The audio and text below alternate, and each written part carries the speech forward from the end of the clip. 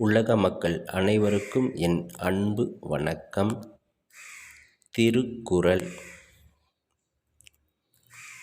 தமிழ் சிந்தனை. அரண் வலியுறுத்தல். குறள் 36. அன்றறிவாம் என்னாது அறம் செய்க, மற்றது பொன்றுங்கால் பொன்றா துணை.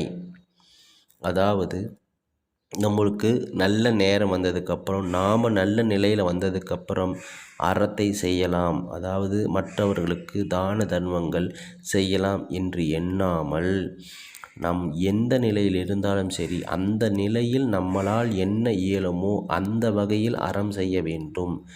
நம்மளால் பொன்பொருள் கொடுக்க இயலாத நிலையிலும் மற்றவர்கள் நலமோடு வாழ வேண்டும் என்ற நல்ல எண்ணங்களை நாம் கொண்டிருந்தாலே அதுவே மிகச்சிறந்த அறம்.